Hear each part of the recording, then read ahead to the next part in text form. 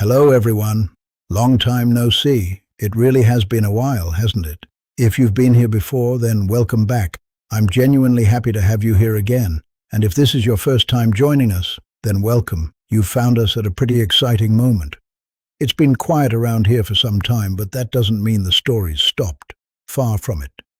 Behind the scenes, I've been thinking, planning, working, and figuring out exactly what I wanted this place to become. And now, finally, it feels like the right time to open the doors again. So consider this a fresh beginning. There are new stories ahead, new characters to meet, new worlds to disappear into, and plenty of long nights of listening waiting for us. Some of you may have been here from the very beginning. Some of you might remember stories you listened to months or even years ago. And some of you probably clicked on this video without having any idea what you've just stumbled into. Whichever group you're in, I'm glad you're here. My goal with this channel has always been simple: to create a place where you can put on a story, get comfortable, and disappear somewhere else for a while. Maybe you're listening while working, maybe you're driving, maybe you're gaming, studying, cleaning the house, or just lying in bed trying to fall asleep. Whatever brought you here, I hope these stories can keep you company.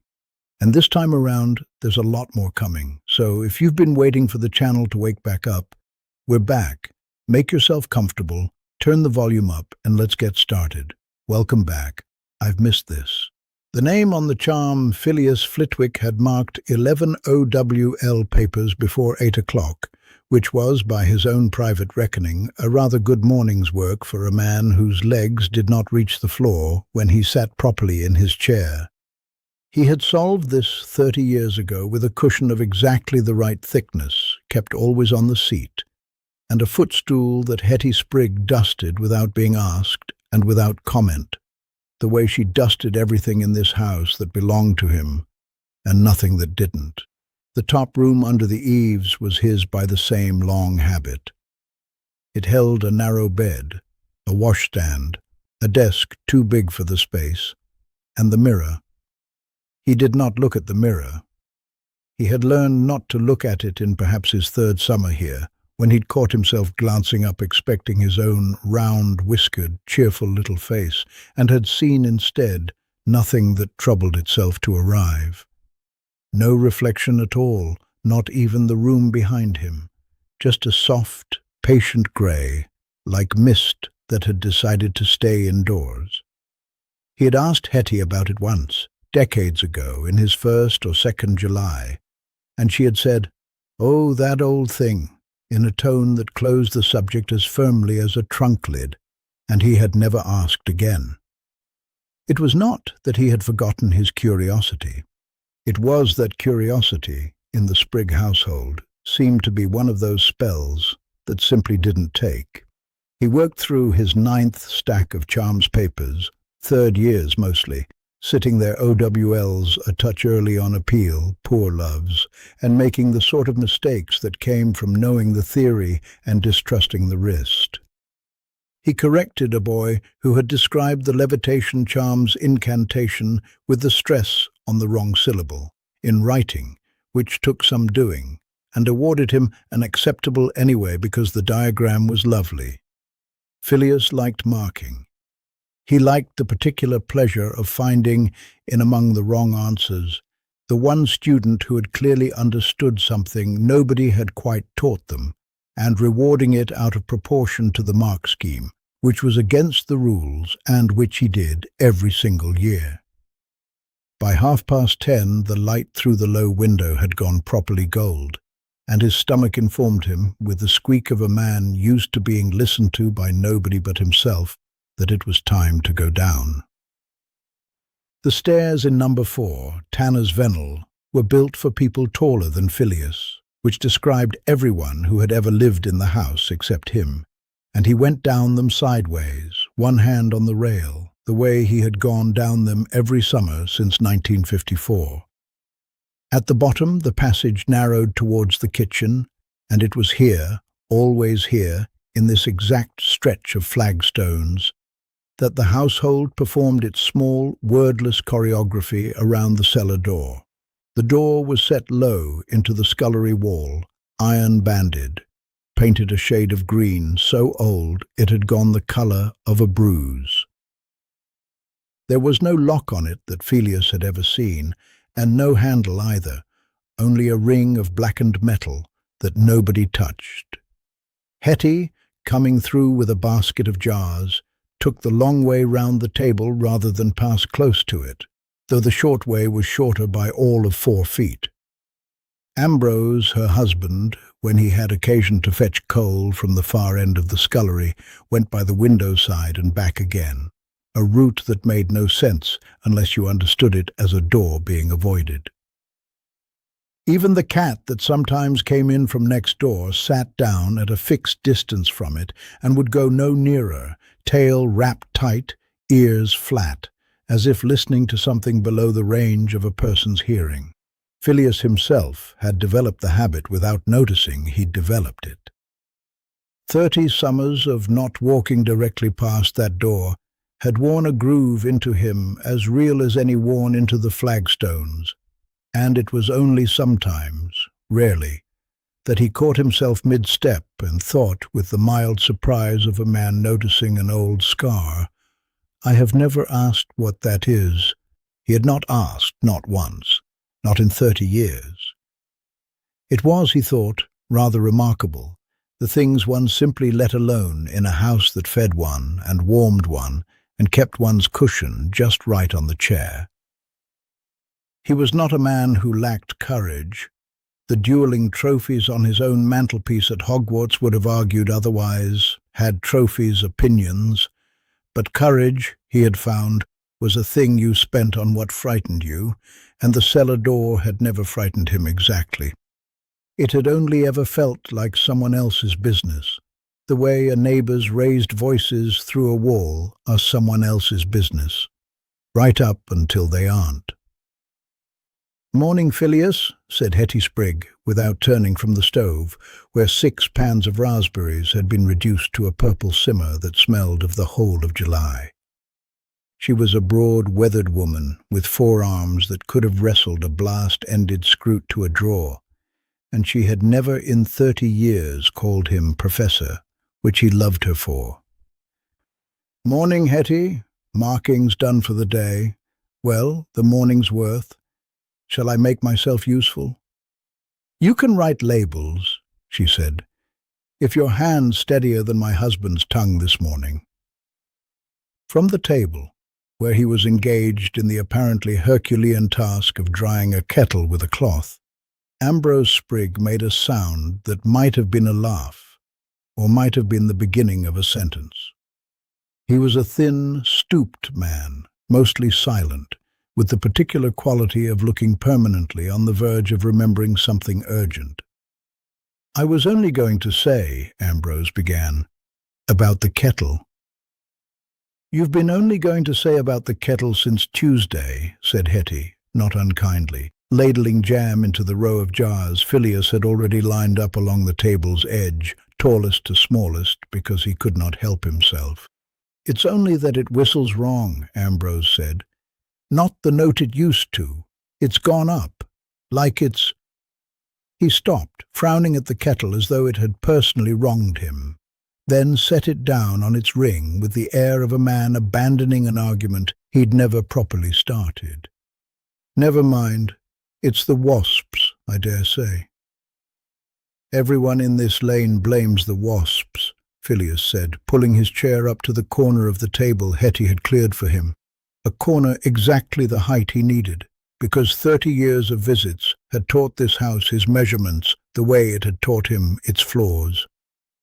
He took up the quill and the little pot of labels waiting to be filled in, each one blank but for a printed border of raspberries round the edge. "For the ringing, I mean. I heard Mrs. Catamole insist on it not 2 days ago, at the top of the Vennel, with real conviction, as though she'd counted the wasps herself. There's no wasp's nest in this lane that would ring like that," Hetty said. "I've had 3 nests out of the eaves in my time, and none of them sang." "It's not singing exactly," said Ambrose, still frowning at the kettle. "It's more of a—" He made a gesture with one hand, a sort of circling motion near his ear, and again did not finish, and this time nobody pushed him to. Filius dipped his quill and wrote *raspended. July, 84 star in a hand so neat it looked printed, and set the label by to dry, and thought, not for the first time, that there was a great deal in this small stone house that people started to say, and then set down again, like a hot dish. He had noticed it about the cellar door years ago and filed it, the way he filed most things that were not directly his concern, under "not my business," and "no harm done that I can see." He noticed it now about the kettle's whistle, and about the ringing the whole lane complained of and blamed on wasps, that Hetty, who knew wasps, said did not exist in a form capable of causing it. He was a naturally curious man.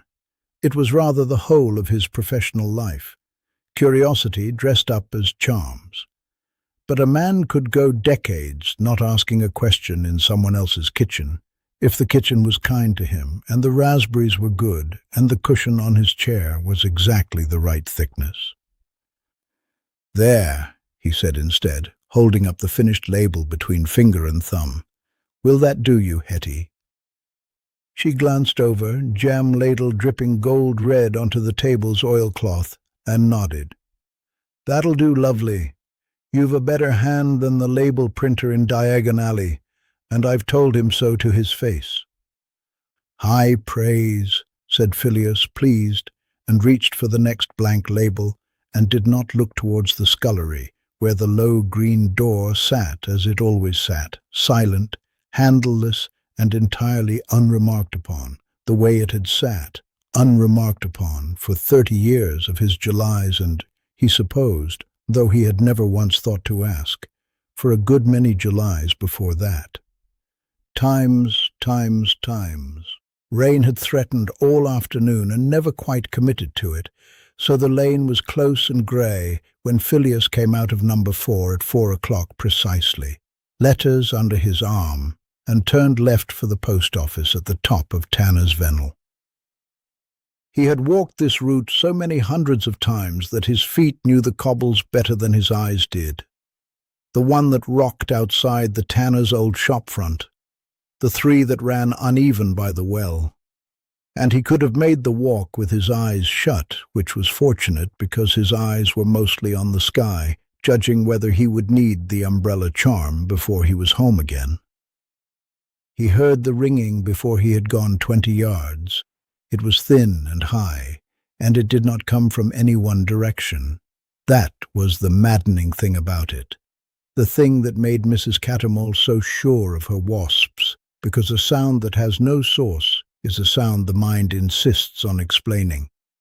It sat somewhere just below the register, where a sound became a proper sound, and started to feel more like a pressure behind the ears.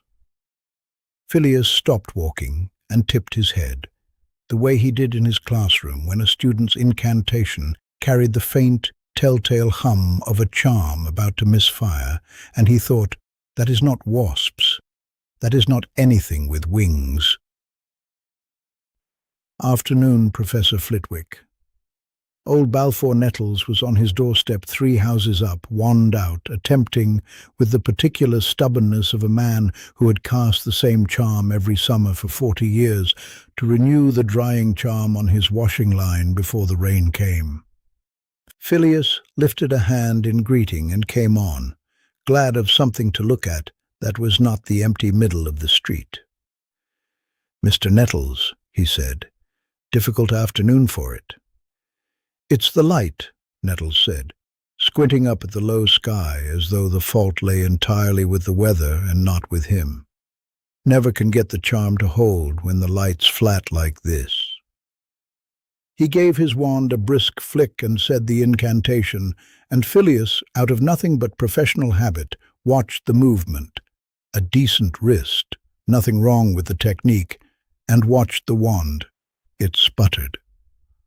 That was the only word for it. A weak thread of gold light left the tip, reached perhaps as far as the washing line, and simply gave out. the way a candle gives out in a draught, not blown so much as starved. Nettles swore under his breath and tried again, and the second attempt did not even manage the thread. The wand gave a small, apologetic crackle at the tip, and nothing else, as if it had used up whatever it meant to spend on the first try and had nothing left over. "There," Nettles said, disgusted, lowering the wand. "You see that? Third time this week it's done that to me, and never on a day I don't need it." Filius came a step closer, more interested than he wanted to let on. "May I?" he asked, and held out his hand, and Nettles, who had known him 30 summers and trusted him with most things, including, on one memorable occasion, his prized gnome-proof cabbages, passed the wand over without argument. It was an ordinary hazel wand, a little worn at the grip from years of use, nothing wrong with it that Filius's fingers could find. He turned it once, feeling for the small resistance a cracked wand gives, feeling for the looseness of a core gone bad. There was neither. It simply felt, in his hand, faintly tired, the way a wand felt after a very long duel, spent past its own middle distance, though Nettles could not have cast more than the one small charm that morning and the one now. "It's not the wand," Filius said, handing it back. "Nothing wrong with the wand." "Then what in Merlin's name is it?" "I couldn't say." He said it lightly because it was the sort of thing one said lightly, but he found, walking on towards the post office with the ringing still sitting behind his ears like a held breath, that he did not much like not being able to say it. 30 years he had come to Hetty Sprigg's house every July and let a great many small mysteries lie undisturbed on the theory that they were not his business: the cellar door, the mirror, the particular way the house's fires never quite smoked the way fires should. He had never before had cause to wonder whether the mysteries were spreading. At the post office, Mrs. Catamole was there ahead of him, and the postmistress, a broad, patient witch named Turtle, who had run the counter since before Filius first boarded in the lane, was rubbing at her temple with 2 fingers, in the particular way of someone with a headache she could not locate the source of. "You've got it too, then," Mrs. Catamole said to her, with the satisfaction of a woman whose theory has just been confirmed. "It's the wasps." "It is not the wasps, Delphine," said Turtle, not looking up from weighing Filius's letters, "because I have had Ogden's boy up on the roof twice this month with a jar and a net, and there is no nest. And if there is no nest, there are no wasps. And if there are no wasps, then I don't know what it is, but I'd be obliged if you'd stop telling everyone it's wasps, because it isn't helping." "Well, something's ringing," said Mrs. Catamole, a little wounded, and took her parcel and went.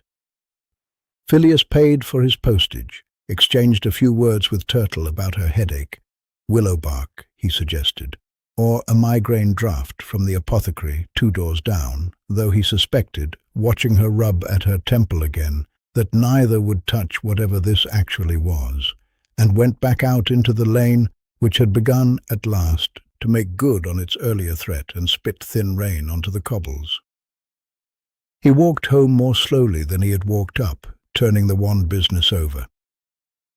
A wand did not simply stop mid-charm for no reason. Something had to be drawing the charge off, or blocking it, or, and this was the thought that had begun, uninvited, to take root, something had to be listening to it, in the way that a very sensitive charms detector listens, humming at a pitch just below hearing when it is close to something it recognizes. He had built such detectors himself, in his 4th year of teaching, for finding students who tried to smuggle enchanted sweets past Filch. They rang faintly, exactly like this, when they were near what they were tuned for. He did not finish the thought before he reached number 4, because Hetty was on the step shaking out a rug, and it seemed, again, like the sort of thing better left unsaid in her kitchen. Upstairs, under the eaves, with the rain now properly settling into the slates, Filius knelt by his trunk, the little folding step he kept for exactly this purpose set beside it, because the trunk's lid came up higher than his own head when he stood and dug down past his spare robes and his marking case for the small hand mirror he kept wrapped in a handkerchief at the very bottom. It had been his mother's. It was not, so far as he had ever established, magical in any special way. It was simply old silver-backed glass in a frame worn smooth by handling, and he kept it out of sentiment rather than use, and took it out perhaps twice a summer, mostly to check that it had survived the journey from Hogwarts undamaged. He unwrapped it now, sitting back on his heels on the narrow rug, and lifted it up to look, out of nothing more than habit, the small automatic gesture of a man checking his own reflection. The room came into the glass a half-beat late. It always did. He had noticed it years ago and filed it, the way he filed so much in this house under things not worth disturbing. But tonight, with the one business still sitting in his chest like an unanswered letter, he watched for it properly. And there it was. The desk swam up first, a fraction of a second behind where the desk actually stood, and then the narrow bed. And then the grey slant of the window, all of it arriving into the glass like water catching up to a dropped stone, everything present and correct and simply late, as though the mirror had to think about the room before it agreed to show it. It did not show him. There was, where his face should have been, only the same soft, patient grey he remembered from 30 Julys ago, mist that had decided to stay indoors. Except that this time, watching for it with his charms teacher's eye rather than his houseguest's incurious one, he saw that the grey was not simply absent. It moved, very slightly at its edges, the way still water moves when something far below it shifts. Filius sat very still, the little mirror steady in his hand, and did not, for the first time in 30 years, put the question away unasked. "Well," he said aloud, to the empty grey and the half-beat late room behind it, in a voice that came out rather smaller and squeakier than he intended. "That's new." It was not new. He knew, even as he said it, that it was not new at all, only newly looked at. But something in the lane was ringing at a pitch that made wands give out on doorsteps, and something in this house had never once, in 30 years, let him see his own face, and he found, wrapping the mirror back in its handkerchief with hands that were not quite steady, that he no longer believed those two things were unconnected, nor that either of them was, strictly speaking, none of his business. A summons sprite came through the kitchen window at 10:30, and the first anyone knew of it was Hetty Sprigg shrieking as it took the top pan clean off the range with the beat of one wing. It was a small, officious-looking thing, no bigger than a wren, made of the same crackling, not quite light, that ministry memoranda were made of, blue-white and cold to look at, with a face that had been drawn on it by someone who had never met a face and disapproved of the ones they'd heard about. It came in fast, wobbled once as though the window had been narrower than it expected, and clipped the second jam pan on its way past, sending a spoon skating across the flagstones and a puddle of raspberry pulp, spreading slowly towards the dresser. "Get it out, get it out," Hetty said, flapping her apron at it, as though it were a wasp grown ambitious. And Ambrose came in from the scullery, with a face like a man expecting the worst, and getting, for once, precisely that. Filius was at the table with his marking still spread in front of him. O.W.L. Charm's second sitting, a girl called Pruett, whose theory work was tidy, and whose wandwork description was, charitably, imaginative. And he had time only to set down his quill before the sprite found its level, hovering above the honeypot, at exactly the height a small standing man's eyes would meet it, and began, without preamble or apology, to speak. It did not speak the way a person speaks. It spoke the way a document speaks, if a document could be made to speak by someone very tired of the whole business. Flat, clipped, each word delivered with the particular emphasis of something being read rather than said. "Filius Aloysius Flitwick," it announced, and the honeypot rattled faintly with the force of it. By order of the Committee on Experimental Charms, Department of Magical Law Enforcement, you are hereby notified that you stand accused of authorship and reckless circulation in the year 1963 of a suppression charm designated in committee records as the fifth silence, said charm being restricted under the Experimental Charms Act of 1928, and said charm being now identified as the probable cause of no fewer than 311 instances of wand failure recorded across Britain in the current calendar year, with further instances arriving daily. Hetty had gone quite still by the range, the spatula still in her hand, dripping raspberry onto the flags. Ambrose had not moved from the scullery doorway at all. An audit is to be conducted, the sprite went on, in exactly the same flat voice, as though wand failures and jam and the price of owl treacle were all one to it. At the earliest available date, at the residence currently occupied by the accused, by Senior Auditor Bramwell Craik, appointed by the committee for that purpose.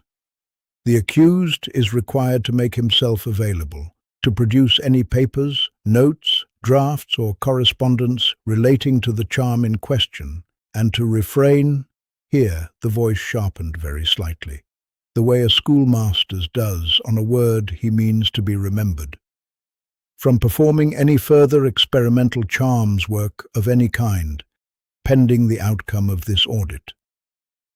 Failure to comply will be treated as an aggravating factor. This notice is delivered, and its delivery is deemed sufficient. And then, with no more warning than it had arrived with, it collapsed in on itself with a small sound like a snapped wafer, and was gone, leaving behind it only a faint smell of ozone and a scorch mark the size of a shilling on the tablecloth, exactly above where the honeypot stood. Nobody said anything for a moment. The raspberry pulp reached the dresser and began, unhurried, to drip. "Well," said Ambrose at last, in the voice of a man testing whether the floor would take his weight. "That's committees for you. Never send a letter when they can send a small explosion." Filius had not moved. He was looking at the scorch mark on the tablecloth, a neat, round, almost apologetic little burn, the sort a very careful sprite makes when it wants you to know it could have done worse, and finding, to his own faint surprise, that his first feeling was not alarm but something closer to recognition. The particular unpleasant clarity of a man watching two separate worries walk towards each other and realizing, a beat too late, that they were never separate at all. The fifth silence. He had not thought the name in 20 years, and hearing it now, delivered by a ministry sprite in a kitchen full of raspberry jam, was rather like hearing his own school nickname shouted across a crowded platform by someone he'd hoped had died. "Filius," Hetty said, and there was real concern in it, under the jam and the fright. "What in the world was that thing on about? You never suppressed anything in your life. You're the gentlest man I know. You apologized to doorknobs." "I did write a paper," Filius said slowly, "in 1963. I was 19. It was my first attempt at anything the committee would have called original work." He heard himself say it and thought how small it sounded, laid out plain like that on Hetty Sprigg's kitchen table, next to the marmalade. A silencing charm. A rather ambitious one. It was meant to dampen a spell's signature rather than its sound, to make a working harder to detect, harder to trace back to the caster, which seemed to me at the time an elegant piece of theory and nothing more, because I never once considered what an unpleasant person might do with a charm that let them work magic nobody could trace. He paused. It was never published properly. It went into a journal that folded within the year, and I always assumed it had simply gone quiet, the way most a young man's cleverness does. "And now it's killing wands," Ambrose said, not unkindly, but with the flat certainty of a man restating a fact rather than asking a question. "So it would seem." Filius folded his hands on the table, on top of Prewet's OWL paper, and found the gesture steadied him slightly, the way holding anything familiar does. 311 instances. That is not a coincidence, and it is not, I think, an accident either, not any longer. Somebody found my paper 21 years after I wrote it and forgot it, and did something with it that I never intended and never imagined, and now it is loose in the world, wearing my name.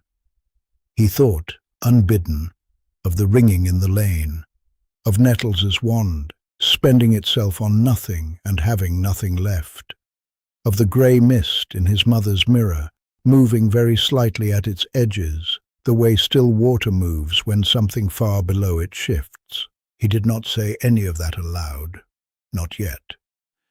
There was a difference, he told himself, between a private mystery politely left alone in a friend's parlour and a ministry accusation delivered by exploding Sprite over the breakfast jam, and he was not yet certain the two were the same shape, only that he had stopped believing they were unrelated.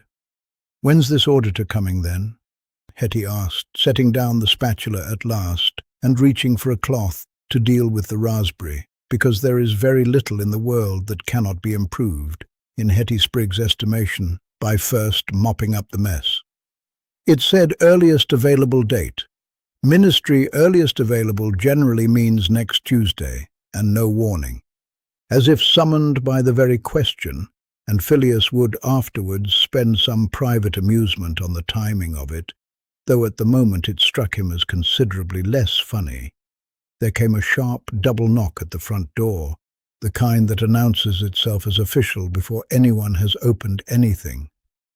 Ambrose went to answer it, wiping his hands on his trousers as he went, and came back a moment later looking faintly harried, followed by a tall, narrow man in ministry grey who removed his hat as he stooped through the low doorway with the exaggerated care of someone who had clearly been told about the beam and clearly did not trust the telling.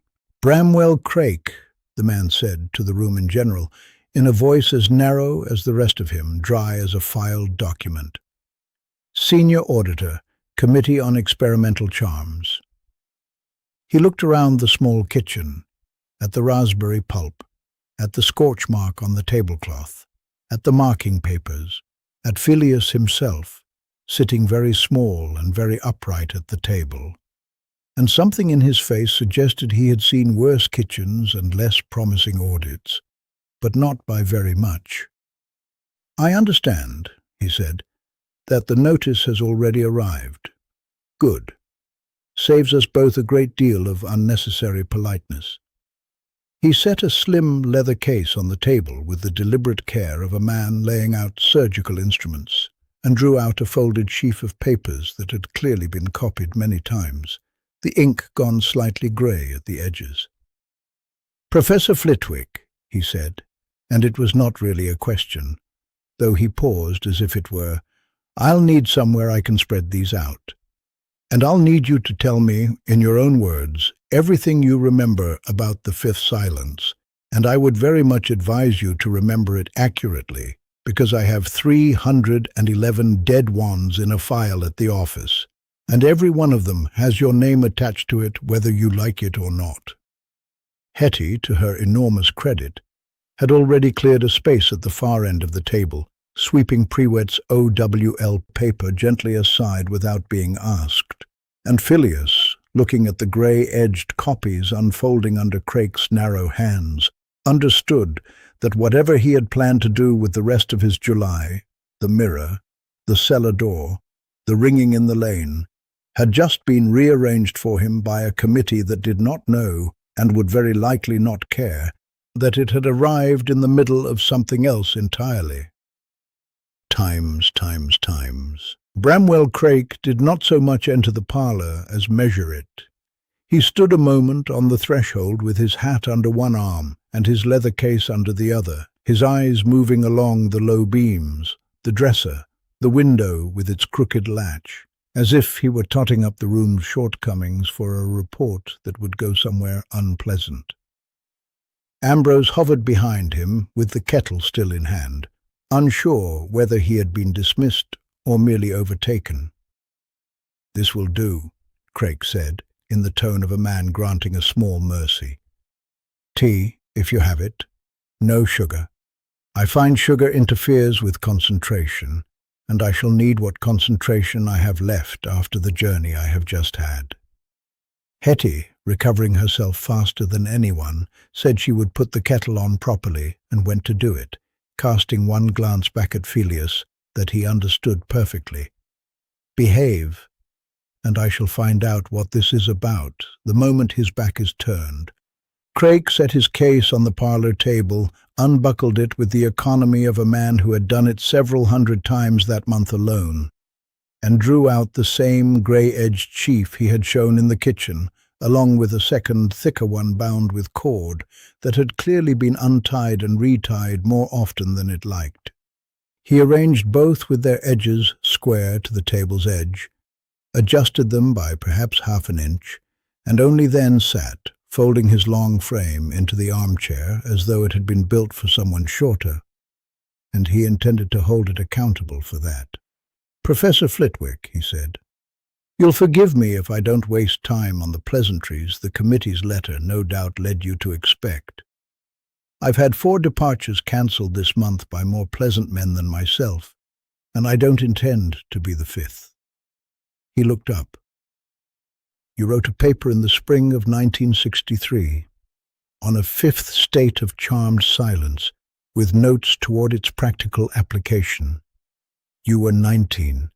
It was published in the 4th volume of the Society's Transactions, where, I am given to understand, almost nobody read it, on account of the 3rd volume having contained a much longer and much duller paper on cushioning charms that put the readership off the whole series for a decade.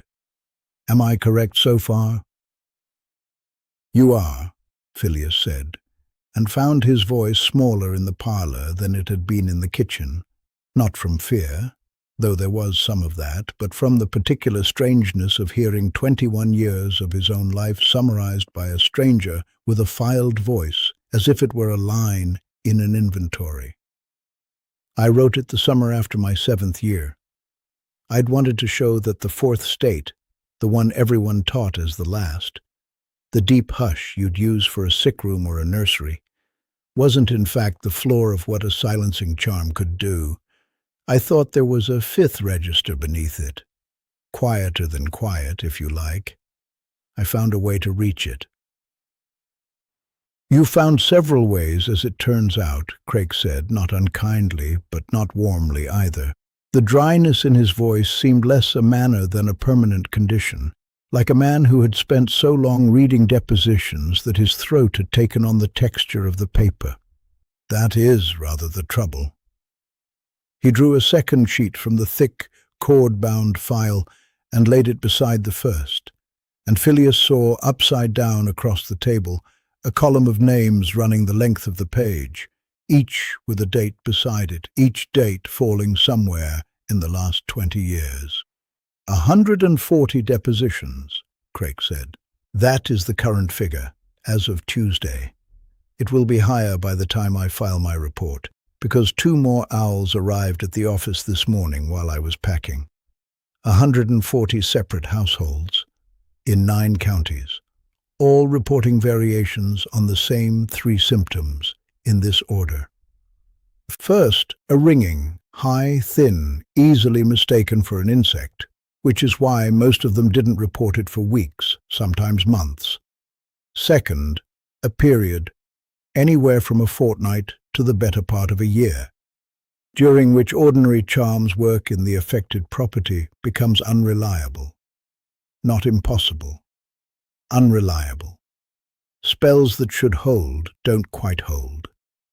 Spells that should be silent aren't quite silent. And third." He paused, and for the first time something in the dry voice thinned, as though he had reached the part of the report he liked least reading aloud. "A wand in the household that simply stops, not breaks, not burns out the way an overworked wand does. Stops the way a clock stops, with no visible cause, and does not start again. Hetty came in with the tea then, and set it down without a word, and did not leave the room, and Craig did not ask her to. He accepted a cup, drank from it once as though testing it for poison, and set it aside without comment. 311 wands, he said. That is the figure for wands alone, which is smaller than the figure for households, because in a good number of cases only one wand in a family died and the others went on working, oddly enough, right up until the day one owner switched hands with another to help with some ordinary piece of housework, at which point that wand died too. I have a theory about that, which I will come to. What I want to establish first, Professor, and what I would be very grateful if you would simply confirm or deny without embellishment, is this. Every property on this list, when we traced its charm's history back far enough, had at some point had cast in it, by the owner, by a tenant, by a visiting relative who happened to know the incantation, a working of the fifth silence. Your fifth silence, as published in 1963, under your name. The room was very quiet.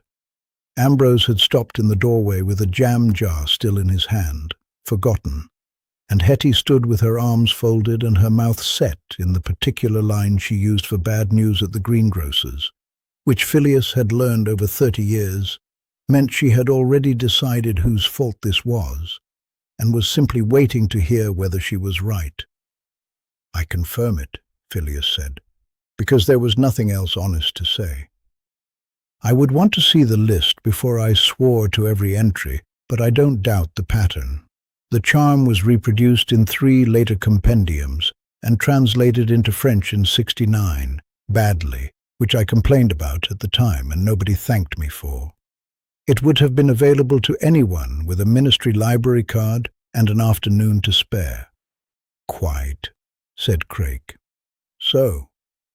He drew a slow breath, the first sign of anything like effort in him since he had walked through the door, and Filius understood, watching him, that whatever came next had cost the man something to arrive at, and would cost him something to say aloud, in a stranger's parlour, to the person it named. My conclusion, Professor, and I want to be entirely clear, that it is presently a conclusion and not yet a finding, because a finding requires evidence I don't have, and I am not in the habit of writing what I cannot support, is that the fifth silence does not merely quiet sound. That was always understood to be its purpose, and as far as it goes, it does that very well. Nobody has ever complained the charm doesn't work. What the depositions suggest, taken together, over 20 years and 9 counties, is that it also does something else, something slower, something that was never in your paper, because I don't believe you knew it was there. It appears to thin something in the working itself, in the wand that casts it, and, more slowly, in whatever else magic happens to be worked nearby afterwards, as though the silence it makes isn't entirely empty, as though something is left listening in the space where the sound used to be. He looked at Filius directly for the first time since sitting down, and his dry voice, for one sentence, lost its filed edge entirely. I would very much like to be wrong about this, Professor. I have been doing this work for 11 years, and I have never yet opened a file I wanted less to be right about. But I have 140 households and 311 wands, and I do not have another explanation that fits all of them. And until I do, or until you can give me one, this audit is not going to be a short one. Filius sat very still, his hands flat on his knees, the marking he had abandoned in the kitchen 100 miles from his mind now. He thought, unbidden, of the ringing in the lane that everyone blamed on wasps. He thought of Ambrose's kettle, whistling at the wrong pitch since Tuesday. He thought of a mirror upstairs that arrived a fraction late and showed grey mist where his face should be, in a house he had visited every July for 20 years. And he understood with the particular cold clarity of a man watching two separate worries turn out to be one worry wearing two coats. Exactly why the ministry's summoned sprite had chosen this house, this week, out of 9 counties, to deliver its scorch mark onto Hetty Sprigg's tablecloth. "Mr. Craik," he said carefully, "I think you had better add this house to your list before you go any further. I believe it may already be on it, whether you knew that when you knocked or not." 3 days into the audit, the Spriggs parlour had stopped being a parlour at all. Hetty's good chairs had been pushed against the wall to make room for Craik's folding table, and the folding table had, in turn, disappeared under paper. The original 1963 journal proof, brittle as a moth's wing. Craik's own copies, annotated in a hand so small it made Filius, of all people, feel large, and a growing stack of depositions from households in Kent, in Powys, in a village outside Berwick, whose name Filius had learned and then, out of some private mercy to himself, forgotten again. "Read it to me," Craik said, on the morning of the 3rd day. "The whole thing, not the summary you gave me in the kitchen, the paper. Your words, out loud, in order." Filius looked at him. "You have it in front of you." "I have the words in front of me, Professor. I want to hear you say them." Craik did not look up from the table when he said it, which was, Filius had come to understand, his way of being kind, of not watching a man's face while he was made to do something difficult. So Filius read. He held the proof at the correct small distance for his eyes, cleared his throat, and read his own 19-year-old sentences aloud in the Spriggs parlour, with Hetty hovering in the doorway pretending to polish a candlestick that did not need it, and Ambrose standing well back by the window with his arms folded, and it was, Filius thought, one of the stranger experiences of his 60 years. Hearing a boy he barely remembered explain, with terrible confidence, how sound might be drawn away from a working, not by suppression, but by withdrawal, as one draws heat from a blade, rather than smothering the fire that made it. He read the second clause, the mechanism competent enough. The kind of thing a clever boy writes when he has just learned a new trick and wants everyone to see him do it twice. He read the third clause. He stopped. "Go on," Craik said. "I am going on," Filius said, though he had not moved his lips in several seconds. He read it again, silently this time, and felt something in his stomach that had nothing to do with silence or sound at all. The residue is not dispersed but tempered. It must be held at working heat and then quenched sharply, in the moment the incantation closes, or the pitch of the silence will not set. He had written that. He knew he had written that, because there it was, in his own hand, copied and recopied by clerks for 21 years, but he did not remember writing it. And worse, far worse. And he understood this only as the words left his own mouth for the second time. He did not understand it. "Held at working heat," Craik said quietly, reading along in his own copy, though Filius had stopped speaking. "Quenched sharply. The pitch of the silence will not set." He set the paper down and folded his hands on top of it, the gesture of a man arriving somewhere he had been walking towards for 3 days. "Professor Flitwick, that is not the vocabulary of charms. I have read every paper on suppression theory published in this century, and most of the ones before it, and none of them talk about tempering. None of them talk about quenching or setting a pitch the way a smith sets an edge. That is the vocabulary of a forge." He looked up. "You were 19, you were at Hogwarts, and then you were not, and as far as I have been able to establish, you have never in your life stood at an anvil or held a pair of tongs. So I would like you to tell me, in your own words, how a boy with no forge and no metalwork came to write a clause that reads as though it were dictated to him by a smith. Filius opened his mouth. Nothing especially useful arrived to fill it. "I don't know," he said at last, and it came out smaller and squeakier than he would have liked, in front of an audience, in a room that had become, without his quite noticing the moment it happened, a courtroom in miniature. "I don't, Mr. Craik. I have been trying to remember writing that sentence for 3 days, and I cannot. I remember the first clause. I remember being rather pleased with the first clause, actually, which tells you something about the vanity of 19-year-olds.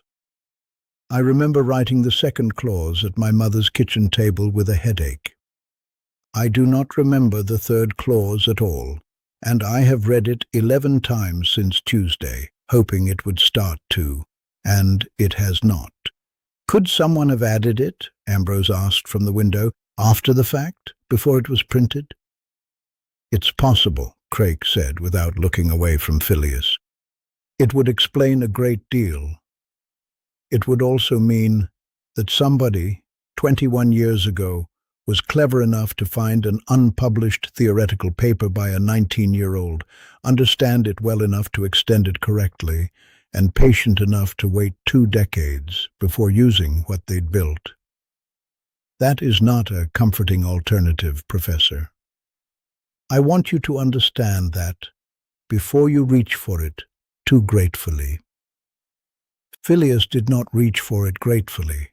He sat with the proof in his lap and felt, not for the first time that week, the particular vertigo of being unable to trust his own memory of himself. "Try the wand," Craik said. They had tried the wand twice already, on the first day and the second, and both times the same small, undramatic failure had occurred. Filius had spoken the incantation, his own incantation, from his own paper, which he could at least still pronounce without difficulty, and made the correct movement precise as a metronome. 30 years of teaching other people to do it properly behind every flick of his wrist. And nothing had happened. Not a fizzle, not a spark.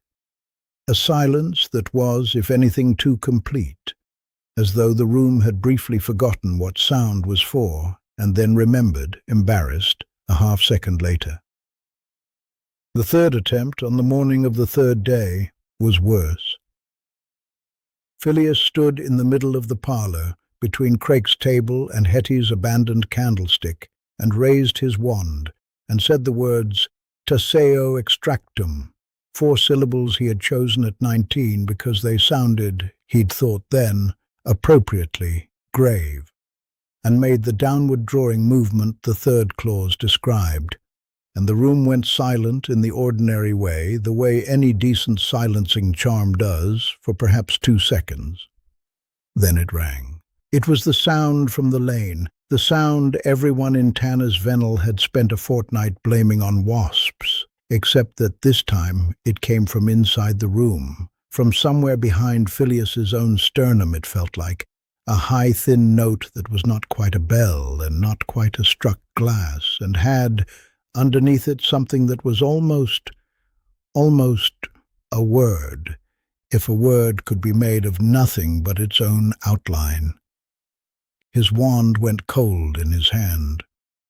Not cool, cold, the specific cold of metal left out overnight, and for 1 full second the tip of it, 31 years of familiar, faithful, well-worn oak and unicorn hair, felt like something borrowed, something that did not know him. "Stop!" Craik said sharply, already on his feet, and Filius had already stopped, had already lowered the wand, and was staring at it the way a man stares at a dog that has, without warning, growled at him. "That has not happened before," Filius said. His voice had gone very quiet. "The first 2 times it simply failed. Nothing. This is new," Craik agreed. He did not sit back down. He stood with his own wand out, not pointed at anything, simply held, the reflex of a man who audits dangerous things for a living and has learned not to relax in a room where one has just gone cold. The ring is getting closer to whoever casts it, Professor. In the depositions, it started in the walls, in the pipes, in kettles 2 rooms away. Now it is happening in your hand. He looked at Hetty, who had stopped pretending to polish anything, and was standing very still by the door with the candlestick forgotten against her apron, her knuckles pale around it. Mrs. Sprigg, I would like you to tell me the truth about the cellar door now, if you please, because I think we have run rather short of time for the version you gave me on Monday. There's nothing wrong with the cellar door, Hetty said too quickly, and the words came out with the particular brittleness of a lie that has been polished by repetition rather than made comfortable by it. It's a cold cellar, that's all. It was cold when Ambrose's father had it, and it's cold now, and I don't see what a cold cellar has to do with Professor Flitwick's wand. Hetty, Ambrose said, low, a warning rather than a question, and she stopped. And in the stopping told Filius more than either of them had managed in 3 days of careful, well-meant, thoroughly unconvincing evasion. Filius looked at his own wand, lying quiet and ordinary seeming in his palm now, the cold already fading from it, the way a bruise fades, from the edges inward. He looked at Hetty, who had gone the particular grey-white of someone caught in a lie she had told out of love rather than guile, which is so often the worst kind to unpick. Hetty, he said gently, you have been lying to Mr. Craik since Monday, and I think you have been lying to me since considerably longer than that, and I would very much rather you stopped, because whatever is down those cellar stairs has just put its hand, metaphorically or otherwise, around my wand, and I am rather too fond of both my wand and you to let that go on. Times. The afternoon had settled into a rhythm that Filius had come, in 3 days, to dread more than any of the individual failures that made it up. A lull, a ringing, and then something going wrong in a small, ordinary, devastating way.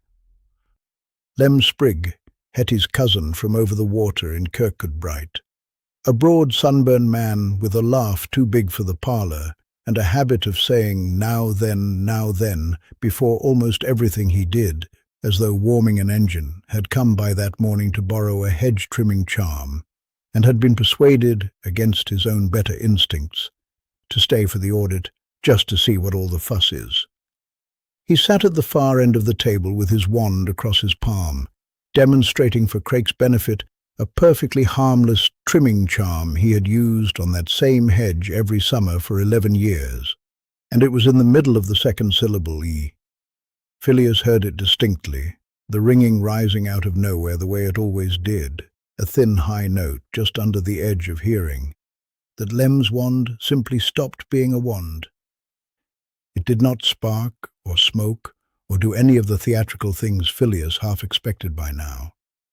It went the colour of old bone, all at once, from tip to grip, and Lem sat there with it in his hand looking faintly offended, as though it had let him down on purpose. Now then, he said, and tried the charm again.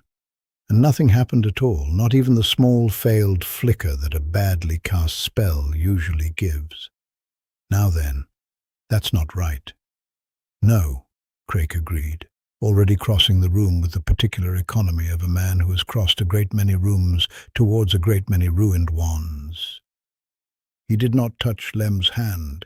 He held his own wand near it, murmured something too low for Filius to catch, and made a note in that tiny, annotated script of his, without once looking up at Lem's face, which Filius had begun to recognize as a mercy rather than a rudeness. Craik did not like to watch people understand what had just happened to them. "How many is that now for the lane?" Filius asked, because someone had to, and Hetty was too busy pressing a cloth into Lem's free hand, as though a burn could be treated the same way as a loss. 6, Craik said, "counting the professors on Wednesday. 7 with yours, Mr. Sprigg, and I am sorry for it." He did not sound sorry in any way that reached his voice, which stayed level and precise. But Filius had watched him 3 days now, and had begun to understand that the voice was not where Craik kept things. Hetty had gone to the stove to see about the tea, more from a need to have her hands doing something than any real wish for tea. And it was there, stirring a pot of nothing in particular, that the ringing came again, closer this time, close enough that Filius felt it behind his own teeth, and her wand, tucked through the strap of her apron where she always kept it while cooking, went cold enough that she yelped and dropped it into the pot.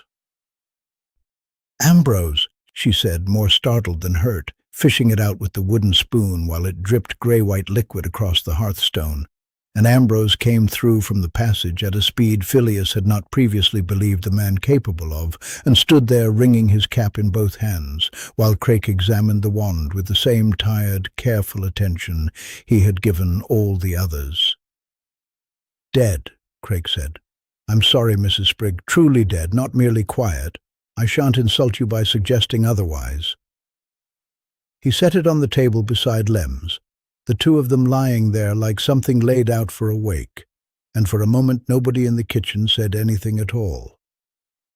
It was Craik himself who broke 11 minutes later, and Filius would remember afterwards that he had actually counted, watch in hand, because by the 3rd day of the audit he had begun timing everything out of a kind of grim, scholarly habit, the way one counts the interval between thunder and lightning to know how close the storm has come.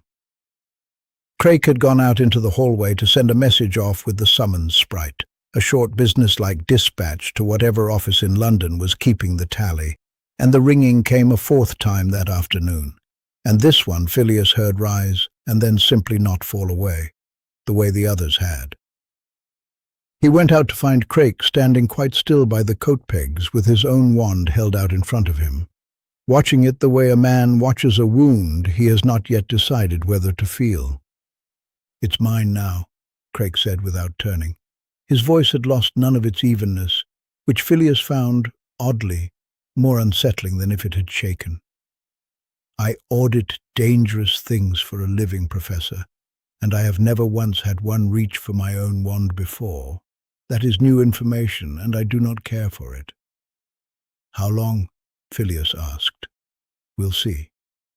Craik set the wand down on the little hall table beside the summons sprite's discarded ribbon and folded his hands, and waited. And Filius waited with him, and it was 11 minutes, 11, by the little travelling clock on the shelf, which Filius watched because he could not watch Craik's face, and Craik would not have wanted him to, before Craik picked the wand back up, tried the smallest, most reflexive of charms, a spark for a candle that had gone out on the sill, and got his spark, thin and pale, but real. 11 minutes, Craik said, writing it down. Longer than yours, shorter than the deposition from Bilth-Wells, which was 40 minutes, and did not, in the end, come back at all. "You've been collecting the bells," Filius said. He had put the pieces together somewhere in the last hour, listening to Craik's notes, the careful tally of houses and dates that Craik did not seem to mind him overhearing. "The charm bells, the ones that ring the warning, you've been seizing them as you go from every household in the audit." "I have." Craik looked at him properly for the first time in some minutes, which Filius had also come to recognize as significant. Craik reserved eye contact for the moments he judged you could bear it. It seemed the sensible precaution. A live detector left ringing in an empty house is a live detector left ringing for whatever it is detecting, and I did not care to leave 140 of them broadcasting across 9 counties while I worked out what they were broadcasting to. So I collected them, warehoused them together, in a depot we keep for exactly this sort of evidence, cool room, wardings, the lot. "And the outbreak has worsened since," Filius said. It was not a question. He had watched Craik's own face do the arithmetic 3 days running, and had simply, at last, caught up with it. Craik did not answer at once. He looked down at his own wand, turning it once in his fingers, and when he spoke again his voice had, For the first time since Filius had met him on the doorstep 4 days ago, the particular flatness of a man admitting something he would rather not have had to. "I cannot account for it," he said. "I have 140 charm bells sitting in a locked room under 3 separate wards, silent as the grave, not one of them ringing so much as an ounce. And the ringing out here, in the field, is worse this week than last, and worse this afternoon than this morning. I put them together to quiet them, Professor. Instead, I appear to have given whatever is listening a very great deal to listen to, all in one room. And I do not yet know whether that was an error or simply an acceleration of something that was always going to happen regardless." He set the wand down again, more gently this time.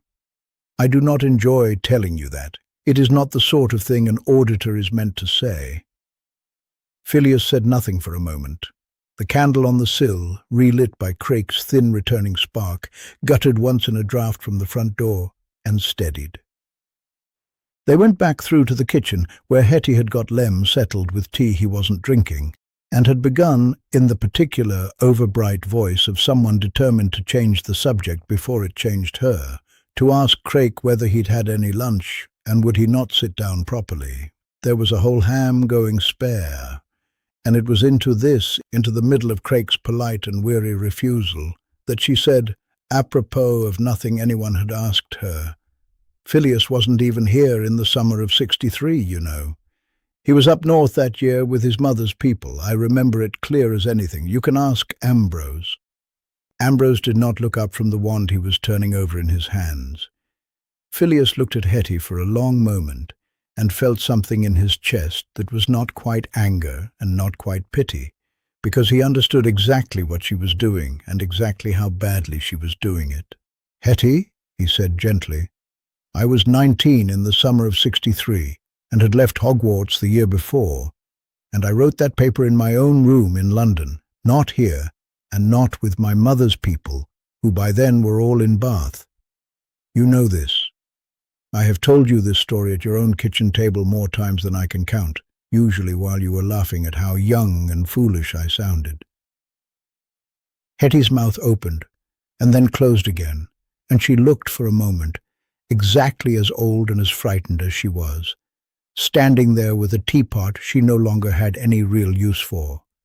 Crake did not say anything at all, which was, Filius had learned, exactly what Crake did when someone had just told him something far more useful than they knew. Upstairs, under the eaves, where no one was watching it, the little hand mirror at the bottom of Filius's trunk had begun, very slowly, to fog along its silver edge, and where the handkerchief lay folded against the glass, the wool had gone warm, as though something on the other side of it had, at last, begun to wake.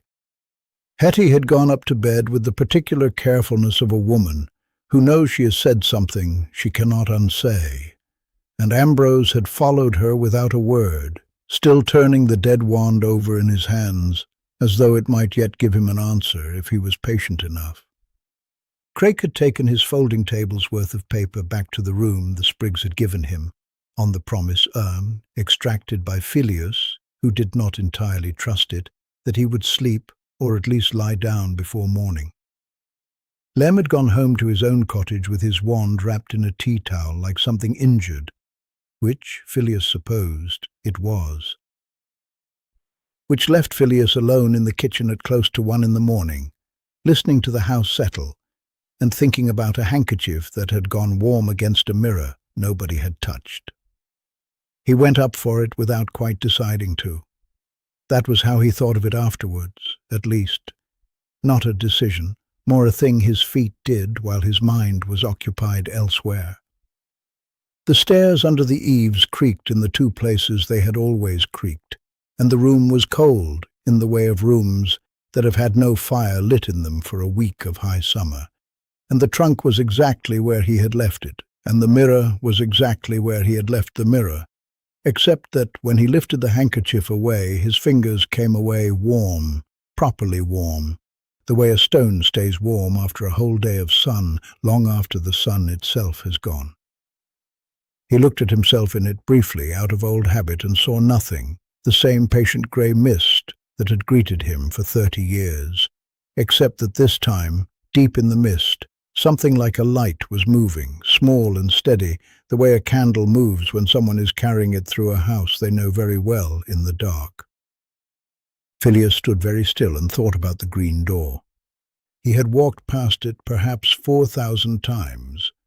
He had counted once, in his second or third summer, out of nothing better to do, the number of times a day he passed the low door at the end of the scullery passage, painted a green so old it had gone the colour of pond water, with a handle set low, at a height that suited nobody in the house except, he had noted with the detached amusement of a much younger man himself.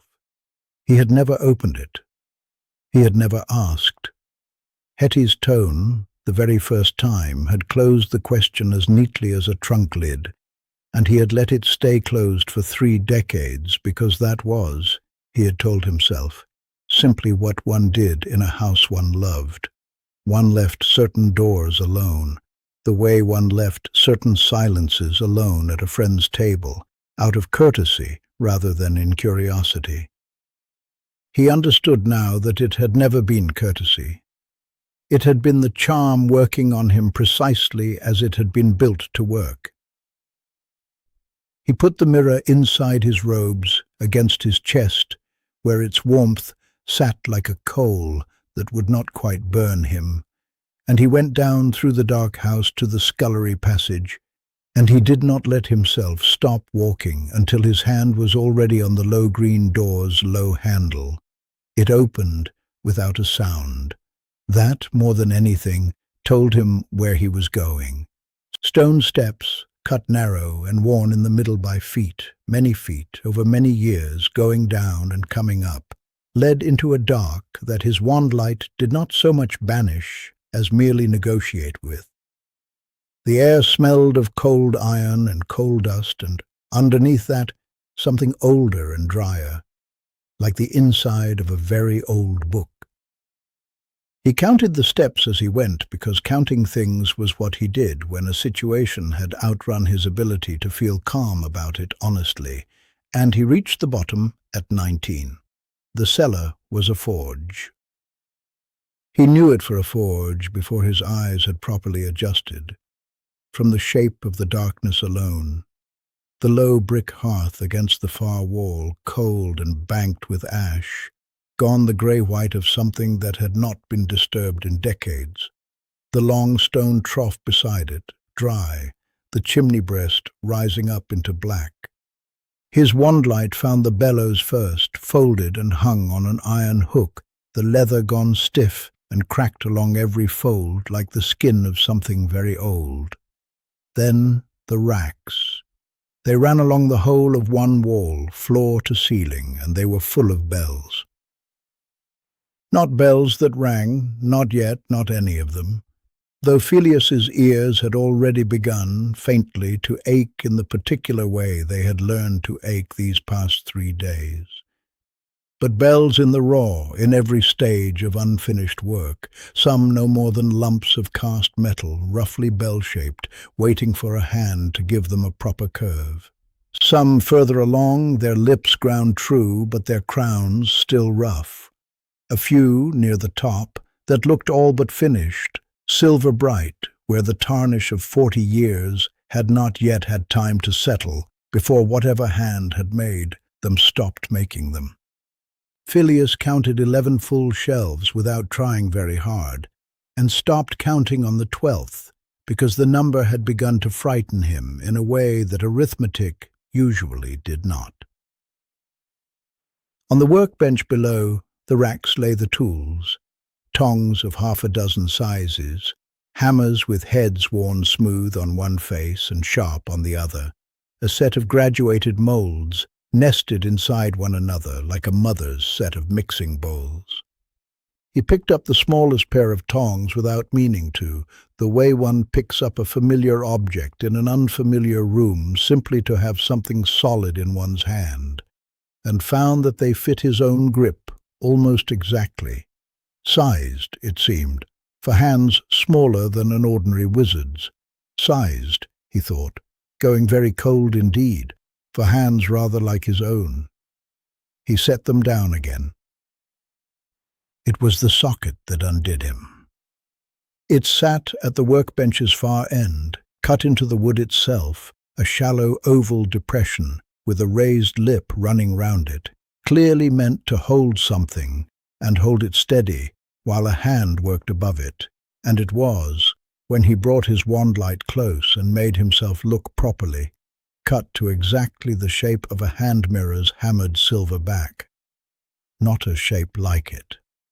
The shape. He drew the mirror from inside his robe, still warm against his fingers, and set it into the socket without truly deciding to, the way his feet had carried him up the stairs an hour before, and it settled into the depression with a small, final click, like a key finding its lock after 40 years of looking. The forge lit itself.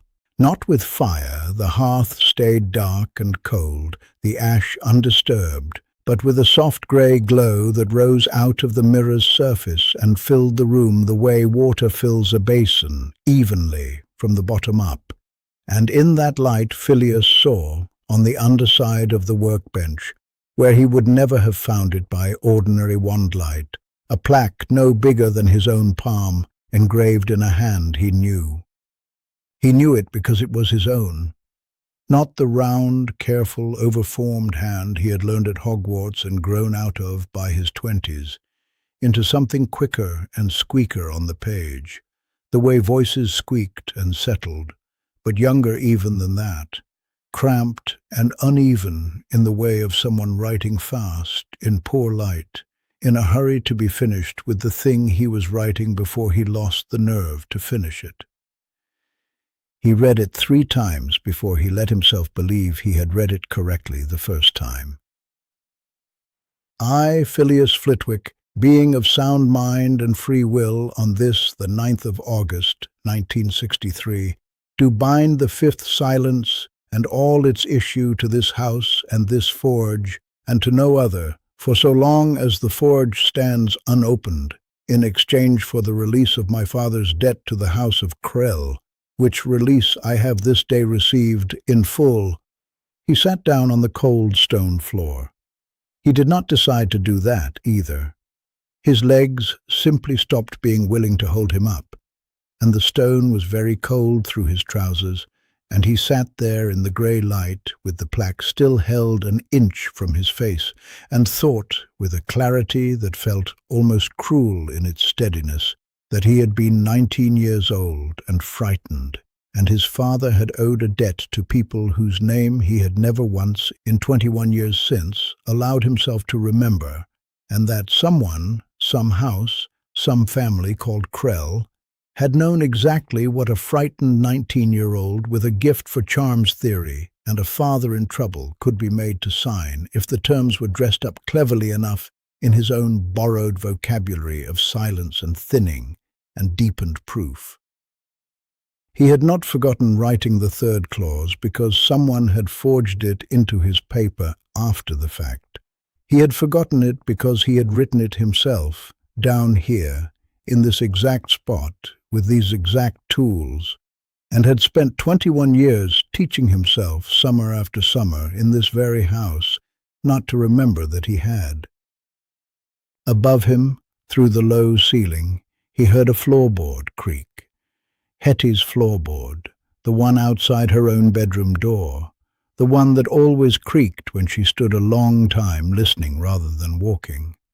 And he understood, with the same cold clarity, that she had known, that she had always known, that 30 years of cushions and footstools and a mirror she had told him not to ask about had not been kindness at all, or not only kindness, but the daily, patient tending of a debt that was not hers, in a house built, quite literally, over the place where he had paid it.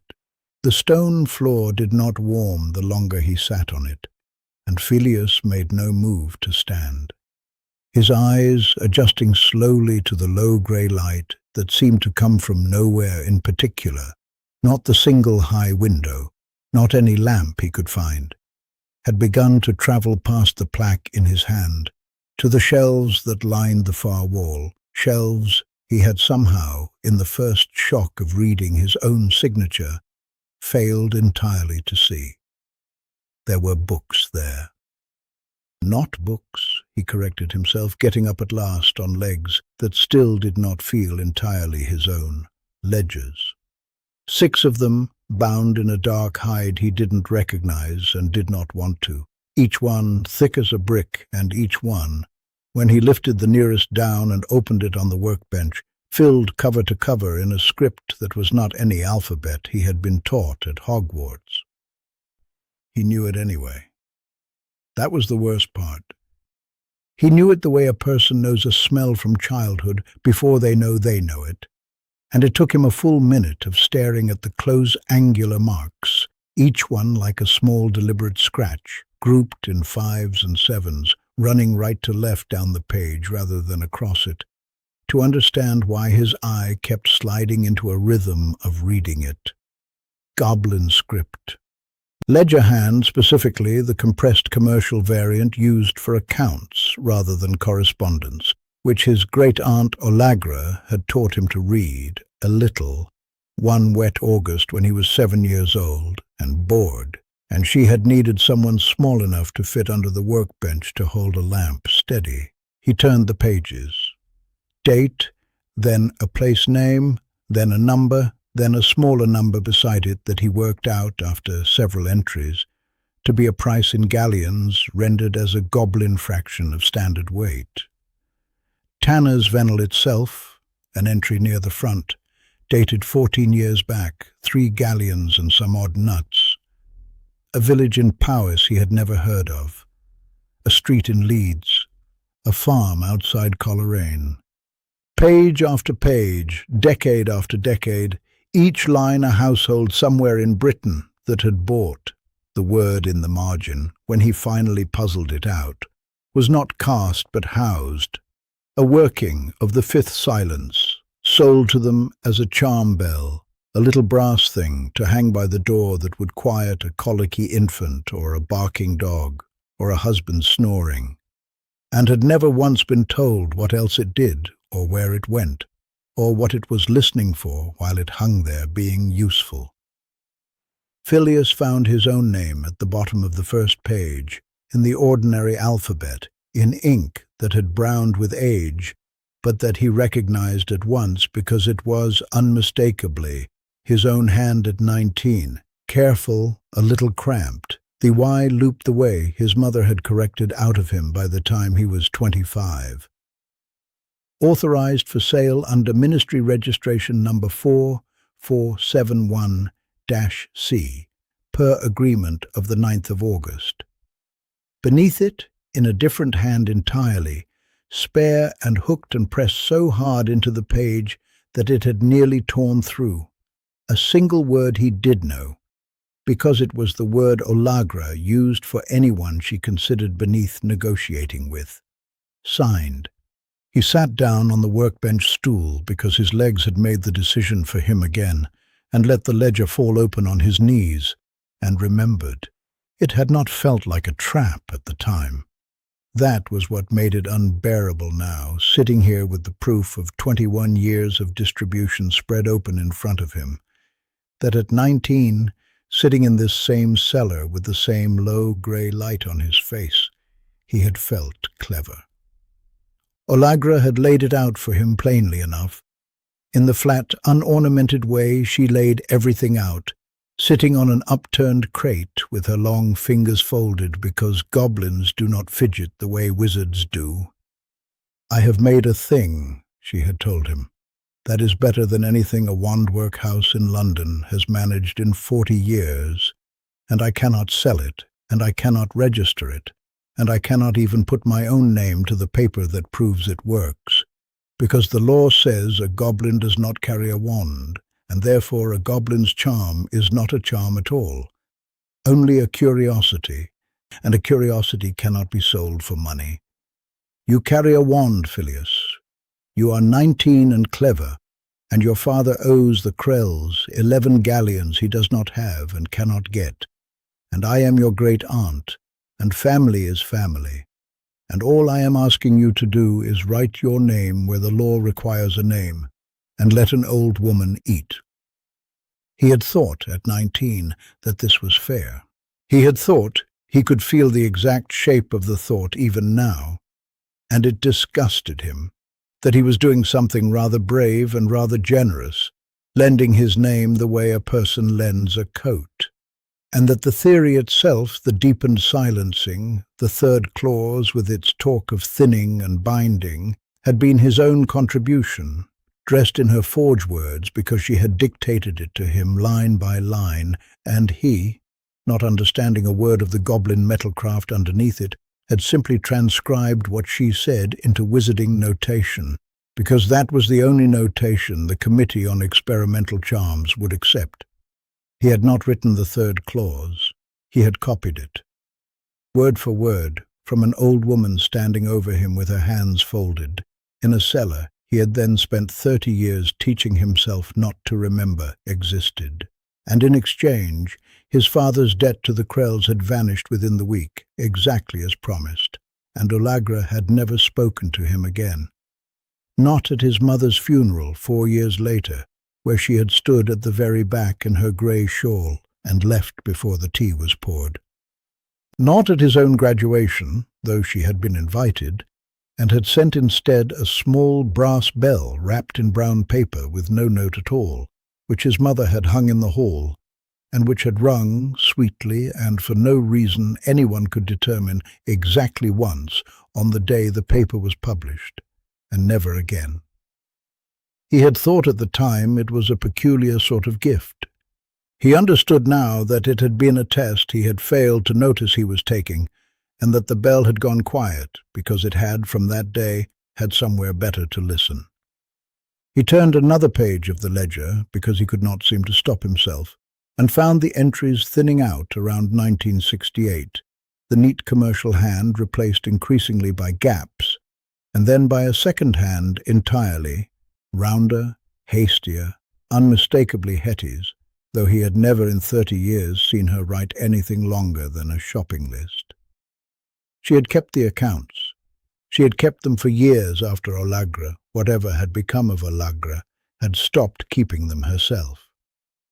Filius sat very still with that thought for a long moment, listening to the house above him settle the way old houses do, and understood that Hetty's floorboard creaking outside her bedroom door was not, after all, guilt at having lied to Craik about the summer of 1963.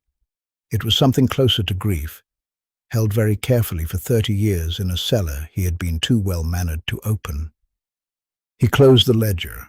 His hands, he noticed with a kind of distant clinical interest, were perfectly steady, which felt like the wrong response entirely to what he now knew, that the fifth silence had never been a young man's theoretical overreach, published carelessly and regretted since, that it had been goblin work from the first stroke of the pen, bound into a wizard's name because the law left no other door for it to walk through. That every one of the 140 charm bells sitting in Craik's guarded room upstairs in London, every one of the 311 dead wands, traced back not to a mistake but to a bargain struck by two people who had both, in their different ways, needed the 11 galleons more than they needed the truth. He would have to tell Craik. He understood that with the same steadiness, sitting in the grey light with the ledger closed on his knees, and he understood also that telling Craik would mean naming Olagra, wherever she was now, to a ministry that classified her kind as unfit to hold the very instrument that had made her craft prosecutable in the first place, that the law which had forced his name onto her work 30 years ago would be only too glad now to put her name onto its ruin. He sat a while longer before he stood. Above him the floorboard creaked again, and this time he did not mistake it for anything but what it was. Hetty waiting, because she had always known this hour would come, and had simply hoped the way people hope about weather they cannot change, that it would come on some other summer than this one. Times. Bramwell Craik found him in the parlour just after 9, when the light through the small window had gone the colour of weak tea and Hetty had lit only one lamp, as though she could not bear to see the room too clearly. He set his slim leather case on the table beside Dumbledore's letter, without seeming to notice it was there, though Filius, watching him, could not stop noticing it. The headmaster's long, sloping hand, half-moon spectacles printed almost visibly into the shape of the sentence, asking whether Professor Flitwick intended to return to his duties for the coming term, and hoping, in that gently needling way Dumbledore had, that the answer would not keep him waiting past the weekend. "I have spoken with my committee," Craig said. He did not sit. He rarely sat, Filius had noticed, when he had something to say that he did not want comfortable. "There is a form this can take that spares you the worst of it. Go on. You published a charm at 19. You did not understand every element of what you were transcribing. You've said as much, and I believe you, because the alternative is that a 19-year-old boy independently reinvented goblin metal binding in his aunt's kitchen, which I do not believe of anyone." Craig's voice stayed level, dry, entirely without theatre, which was somehow worse than if he had raised it. "If the paper is found to contain elements you did not devise, if there was a collaborator, someone with the craft to produce what you could not, then your offence becomes negligent oversight, failing to properly credit and verify the provenance of a working charm before publication. It is punished with a fine and a formal reprimand entered against your name at the committee. Nothing more. Your post is not affected. Hogwarts need never know the shape of it beyond what the ministry chooses to release, which in cases of this kind is generally very little." He paused, and for the first time in 3 days he looked, briefly, directly at Filius's face, rather than at the table, at his notes, at the middle distance where difficult things could be said without watching what they did to a person. "I would need the name of the collaborator. Today, if possible. The hearing is tomorrow." The lamp hissed. Somewhere above them a floorboard did not creak, which was its own kind of statement, because Hetty had been standing at the top of the stairs for the better part of 10 minutes, and Filius knew the exact sound of her not moving. "You want Olagra's name?" Filius said. "I want the name of whoever bound the goblin craft into your proof," Craig said. "I am not in the business of wanting anyone in particular, Professor. I am in the business of closing a file with 140 households in it, so that whatever is doing this to their wands can be starved rather than fed. You know that. You have watched it happen at this table. You know what she is," Filius said. "You knew before I told you anything. You've read the ledgers." "I have read the ledgers," Craig agreed, and here, for once, something moved under the dryness of his voice, something that might have been distaste, though whether at the ledgers or at himself, Filius could not have said. "I know that Olagra Flitwick, or whatever name she goes by now, if she goes by any name at all, is a goblin who produced working magical instruments and had them sold under a wizard's signature for the better part of 40 years, because the law would not let her sell them under her own.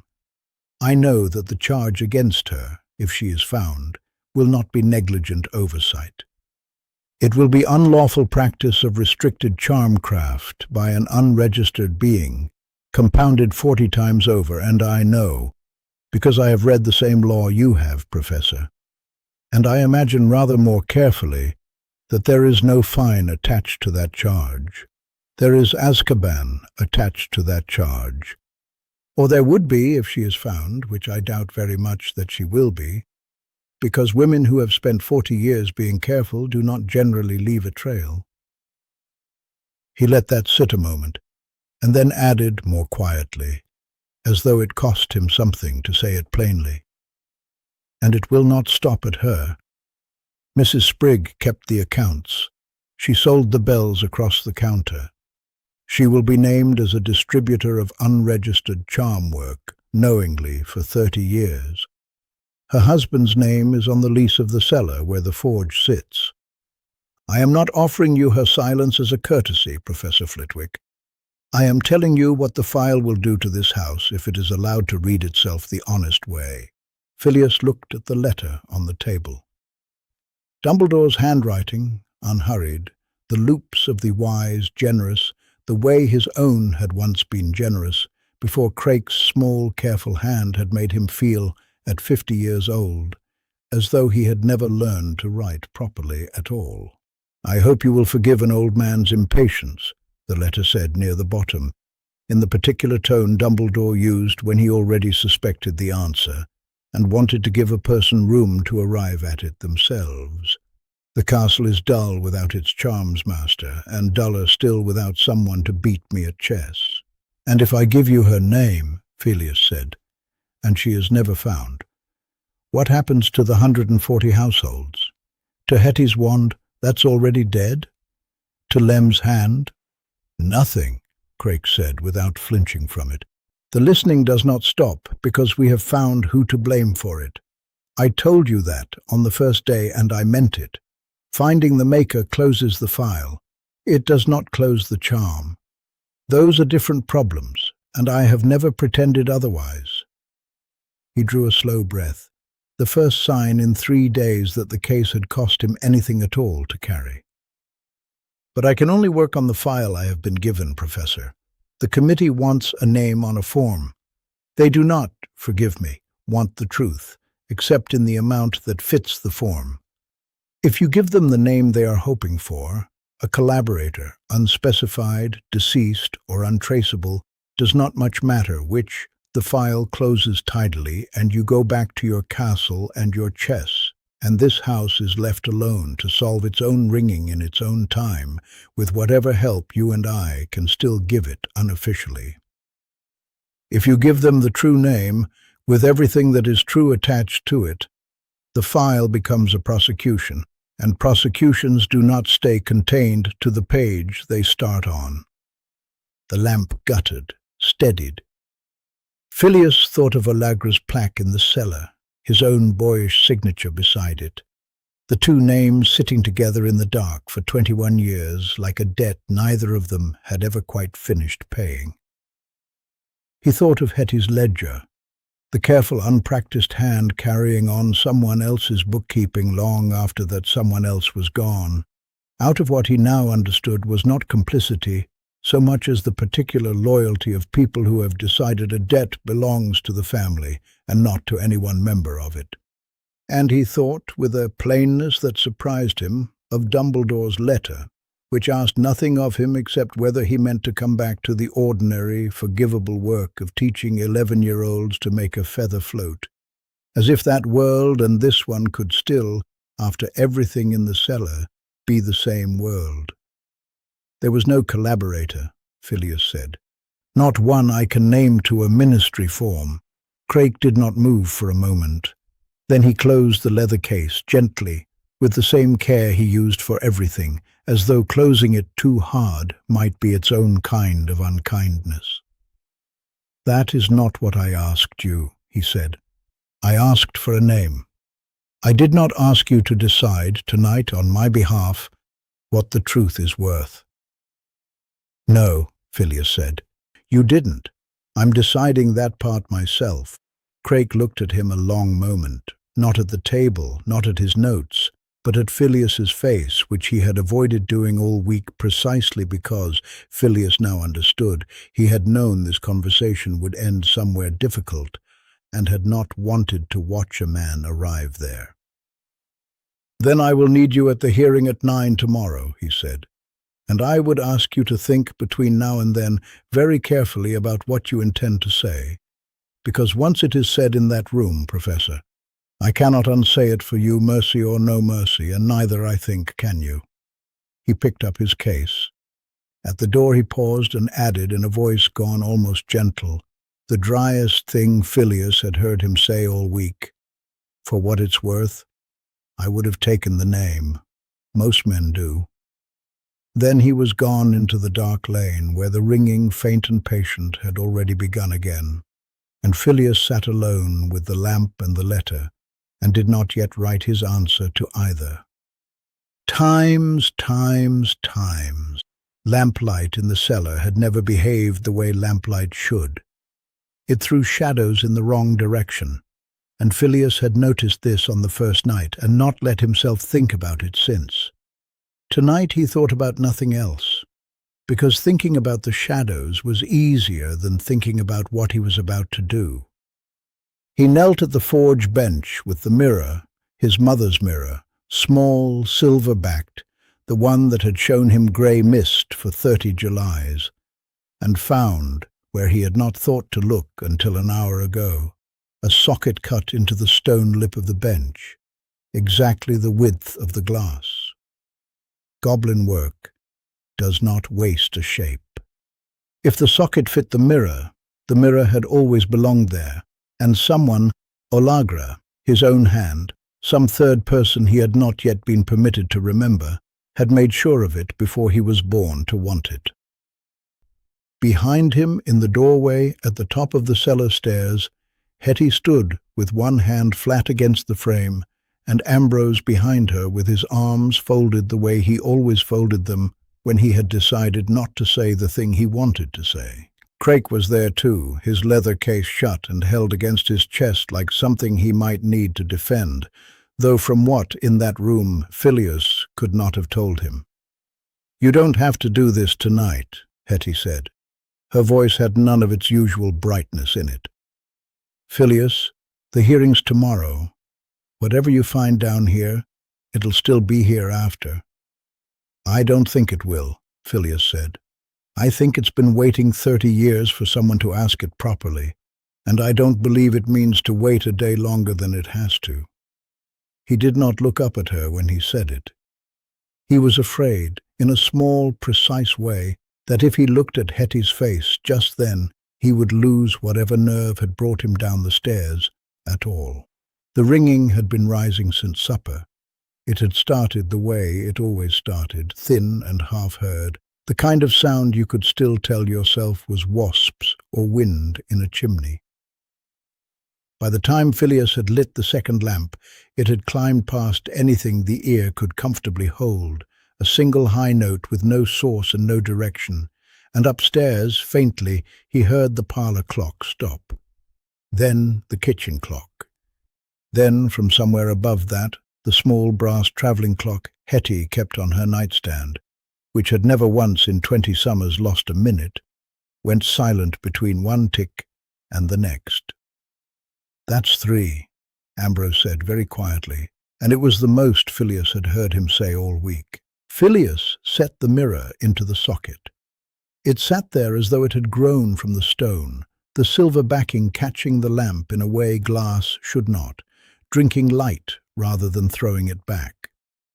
He put 2 fingers to its edge, the way he had put his fingers to 100 instruments in 60 years of careful work, and found the surface cold in the specific way that iron is cold in December, a cold with weight to it.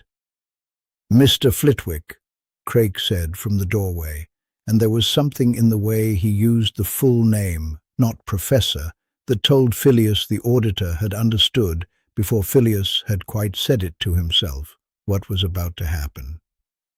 "If you cast that clause again, I want it on the file that I advised against it." "Put it on the file," Filius said. "I shan't hold it against you, Mr. Craik. You have been kinder to me this week than the paperwork required, and I mean to remember that whatever happens next." He drew his wand, his own wand, chestnut, the one that had served him since he was 11, and had never once, in 49 years, done anything he had not asked it to do until this week, and found that his hand, when he looked at it, was steadier than he expected. He thought briefly, and with no self-pity, of the letter upstairs on the nightstand, Dumbledore's careful hand asking nothing more of him than whether he meant to come back and teach children to float feathers. He thought that he would like to answer that letter honestly, and that he could not do so honestly until he had finished the thing he had started 30 years ago, without knowing he had started it. He spoke the true note of the 3rd clause. Not the words as printed, the words the clerks had copied for 21 years, and that a boy of 19 had once read aloud without understanding. But the note beneath them, the one the goblin script diagrams in Oligra's ledger had shown him only that afternoon, a single sustained tone that his throat was not built for, and that came out of him anyway, squeezed thin and true, more struck than sung. Held at working heat, quenched sharply, in the moment the incantation closes. He had read that a dozen times this week without knowing what it asked of him. He understood now that it had never been asking for a spoken word at all. It had been asking for a sound shaped like metal cooling. The ringing in the lane answered him. It did not grow louder. It changed pitch, dropping through the register, the way a struck bell drops when a hand closes on it, and Filius felt the note land somewhere behind his own sternum, a physical thing, cold going into him, the way cold goes into a blade being tempered. Behind him he heard Hetty make a small sound, not quite a word, and Ambrose's arm come round her shoulders, and he was glad, distantly, that they were holding on to each other and not to him, because he did not think he could have borne being touched in that moment. The mirror cleared. It did not clear the way frost clears from a window, in patches, reluctantly. It cleared all at once, the grey mist that had lived in that glass since before Filius was born, simply ceasing to be there, the way a held breath ceases when it is finally let out. And what the glass showed, in the lamplight, was not Filius Flitwick's face, 4'0" and white-tufted and 60 years old, kneeling on a cellar floor in Tanner's Vennel. It showed a pair of hands. They were small, smaller than a grown wizard's hands, scarred across the knuckles in the particular pattern that comes from years at an anvil, the burns old and pale and many, layered one over another the way a good craftsman's hands layer their history. They were working. Filius watched them lift a half-formed bell from what must have been a fire, though the mirror showed no fire, only the glow caught in the metal's curve, and turn it, and set it down, and reach for a small hammer with a handle worn pale by grip. Behind the hands, receding into a darkness the mirror did not try to explain, hung bells, dozens of them, hundreds, perhaps. Filius could not count them, because the moment he tried to count, his eye slid past the 10th or the 20th, and found more beyond it.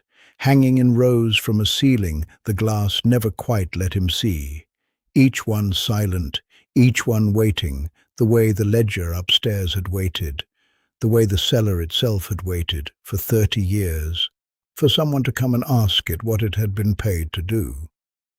Beneath the hands, cut into the stone of what must have been another bench, in another room, in another year, was a single word. Filius had seen goblin script before, enough of it, in Gringotts contracts and the margins of old texts, to recognize the sharp economical strokes, even without being able to read most of them fluently. This word he did not need to translate carefully. It sat under the working hands the way a maker's mark sits under a finished piece, small and absolute and entirely without apology. Mine. He heard Hetty's breath catch in the doorway. He did not turn. "Whose hands are those?" Craig said. His voice had gone very flat, the way a man's voice goes flat when he is refusing, by main force, to let it do anything else. "I don't know," Filius said. And it was, for the first time in this entire dreadful week, a plain answer with nothing folded inside it. "They are too small to be an adult wizard's. They might be a child's. They might be Allegra's when she was young enough that the marks hadn't set into her yet. I don't know how old she was when she learned this from whoever taught her, and I begin to think that not knowing is the most honest thing I can tell the Wizengamot tomorrow."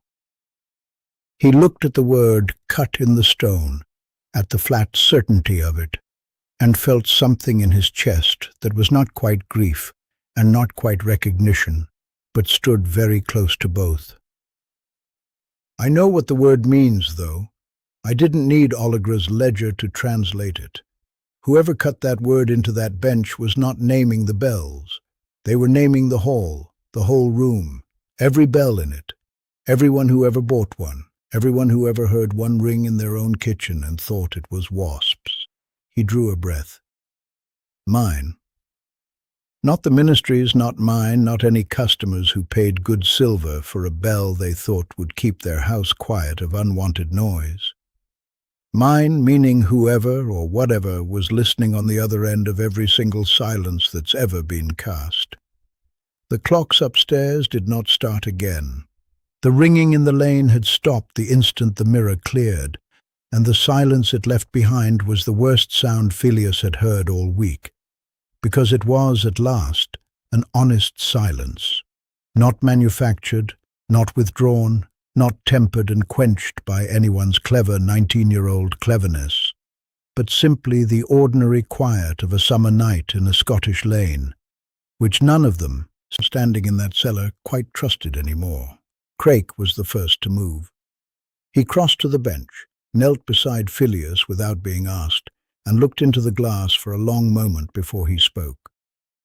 "That," he said, "is not going in tomorrow's file as a name you can give the court, Professor. Whatever it is, whoever's hands those were." He straightened, and for the first time all week Filius saw something on the man's face that was not procedure. "But it is going in mine, because I think you have just shown me the one thing this office has failed to ask in 20 years of collecting bells and burning ledgers and hoping the ringing would simply stop on its own. We have been asking who made the fifth silence." He looked back at the glass, at the small scarred hands still working, patient, endless, at their invisible fire. "We should have been asking who it was made for." The stairs up from the cellar were narrower going than coming down, or so it felt to Filius, who climbed them slowly with the little mirror glass still warm against his palm and Craik's silence behind him, like a second set of footsteps. He had not decided what he was going to say until his hand was on the parlour door, and even then he was not entirely sure the decision had been his. Craik had gone up ahead of him and was already at the folding table, straightening papers he had straightened twice already that evening, which was, Filius had learned, what the man did instead of asking a question he was afraid to have answered. "Mr. Craik." Filius set the mirror down on the corner of the table, glass up, and watched the auditor's eyes go to it and away again, quickly, the way a man looks away from a wound that isn't his to tend. "There is one thing in your file that is wrong, and I know what it is, and I'm not going to tell you what it is tonight." Craik set down the paper he was holding with the particular care of a man giving himself a moment before he answers. "That is a strange thing to volunteer, Professor, without the second half of it." "I know it is. I've thought about it the whole way up the stairs, and I still don't have a better way to say it." Filius pulled out the small chair Hetty kept for mending, too small even for him, which was a private joke between the two of them that he did not feel like laughing at now, and did not sit in it, only rested a hand on its back. "Your file says the fifth silence was made to suppress sound. That's what it does, on the surface. And that's what every deposition in your stack describes, and it's true as far as it goes. But it is not what the charm is for, and I think you knew that before I did, 3 days ago when you asked me who it was made for instead of who made it. I know the answer to that question now. I am not going to put it in writing, and I am not going to say it to the Wizengamot tomorrow, because the moment I say it out loud in a room full of people who write things down for a living, it stops being a thing that only Olagra and I have ever touched, and starts being a thing that anyone with the paper and the nerve can go looking for again. You understand what you're describing?" Craik's voice had gone very level, the way it did, Filius had noticed, exactly when he was least at ease. "You're telling a ministry auditor that you are withholding evidence in a matter involving 311 ruined wands." "I'm telling a ministry auditor," Filius said, and found that his own voice, squeaky as it had always been, did not shake. That I have spent 30 years not asking a question because something in my own house didn't want me to ask it, and now that I have finally asked it, I am going to be the one who decides what happens to the answer. Not the charm, not the ledger. Me.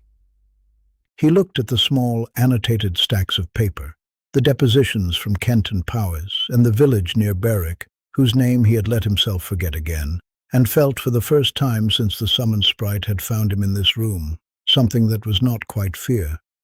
You can caution me for it. I rather think you're about to. But I won't be talked out of it, and I don't think Olagra's name belongs in a file that 300 people are going to read before they've had their tea. Craig looked at him for a long moment. Then he reached, without any particular hurry, into the leather case beside his chair, and drew out a single sheet of pale parchment that had clearly been sitting ready, folded, for rather longer than the conversation had lasted. I had hoped, Craig said, that you would tell me. I want you to understand that, because it will not appear anywhere in what I am about to read you, and I think you should hear it from me directly, rather than infer it from my conduct.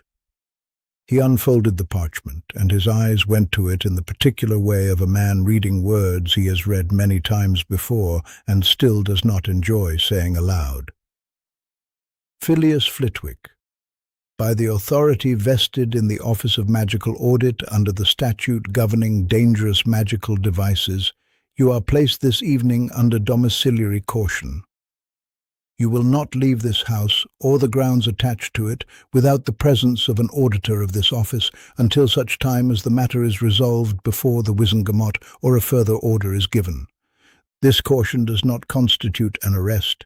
It does constitute, and here Craig's eyes flicked up, briefly, to Filius's face and away again, an acknowledgement on the part of this office that you know something material to 311 cases of wand failure and have declined this evening, of your own free will, to disclose it. That's a fair description, Filius said. I won't argue with it. I did not think you would. Craig folded the parchment again, more slowly than he had unfolded it. The hearing is fixed for the 11th of August, here in this room, before 3 members of the Wizengamot who will travel up rather than have you travel down, given the caution, which is, I will say, more consideration than this office usually extends, and which I obtained by arguing rather harder with my superiors than I am accustomed to arguing with anyone.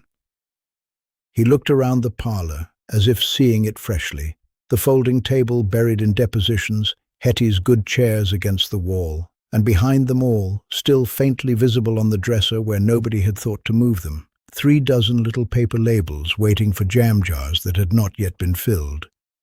They will sit in a room with jam labels on the dresser, Professor.